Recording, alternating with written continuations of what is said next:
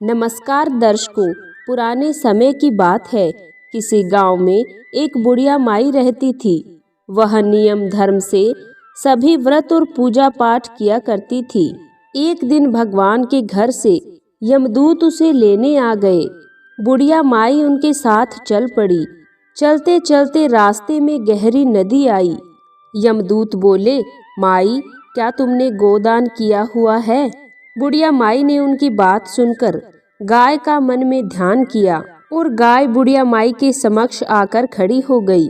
बुढ़िया माई गाय की पूंछ पकड़कर नदी पार कर गई। बुढ़िया यमदूतों के साथ फिर आगे बढ़ गई।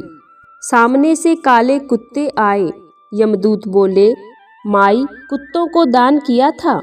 बुढ़िया माई ने मन में कुत्तों का ध्यान किया तो सभी कुत्ते रास्ते से हट गए। बुढ़िया माई थोड़ा और आगे बढ़ी तो रास्ते में कौवे ने उनके सर पर चोंच मारना शुरू कर दिया। यमदूत बोले, माई, ब्राह्मण की बेटी के सिर में तेल लगाया था। बुढ़िया माई ने ब्राह्मण की बेटी का ध्यान किया तो कौवे ने चोंच मारना बंद कर दिया। कुछ आगे बढ़ने पर बुढ़िया के सिर में कांटे चुभने लगे। यमदूत फिर बोले कि माई, कभी गरीब को दान दिया था।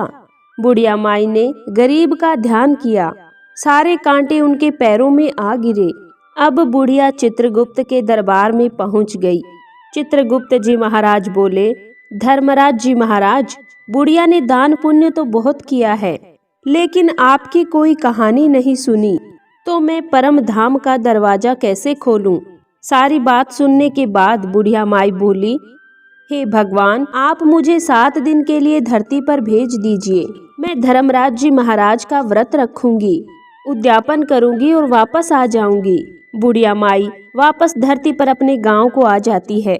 गांव आने पर सब उसे भूतनी समझकर अपने घर का दरवाजा बंद कर लेते हैं। जब वह अपने घर गई तो उसके बेटे ने भी दरवाजा बंद कर दिया। बुढ़िया माई ने कहा कि मैं मरी नहीं हूँ, मैं तो धर्मराज जी की आज्ञा से 7 दिन के लिए धरती पर आई हूँ। इन दिनों में मैं धर्मराज जी का व्रत रखूंगी और उनका उद्यापन करके वापस चली जाऊंगी। बुढ़िया की बात से आश्वस्त होकर बेटे बहू ने पूजा सामग्री का इंतजाम कर दिया।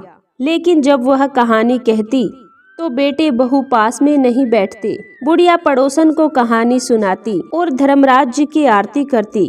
7 दिन की पूजा, व्रत और उद्यापन के बाद धर्मराज जी ने धरती पर बुढ़िया के लिए स्वर्ग का विमान भेजा। स्वर्ग का विमान देखकर उसके बेटा बहू साथ ही सारे गांव वाले स्वर्ग जाने को तैयार हो गए। बुढ़िया माई ने कहा कि आप लोगों ने कहानी नहीं सुनी, मेरी कहानी पड़ोसन ने सुनी थी, इसलिए सिर्फ वह ही मेरे साथ जाएगी। सारे गांव वाले बुढ़िया माई से धर्मराज जी की कहानी सुनाने का आग्रह करते हैं।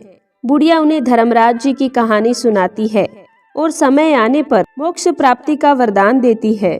धर्मराज जी कहते हैं कि मैंने तो विमान केवल बुढ़िया माई के लिए भेजा था। बुढ़िया माई कहती है कि धर्मराज जी, मैंने जो पुण्य किए थे उनका फल गांव वालों को दे दीजिए। इस तरह धर्मराज जी ने ग्रामवासियों को भी स्वर्ग प्राप्ति का आशीर्वाद दिया। हे धर्मराज जी महाराज, जिस प्रकार आपने बुढ़िया को मोक्ष दिया, उसी प्रकार कहानी कहने और सुनने वालों को स्वर्ग लोक में स्थान देना। जय हो धर्मराज महाराज की।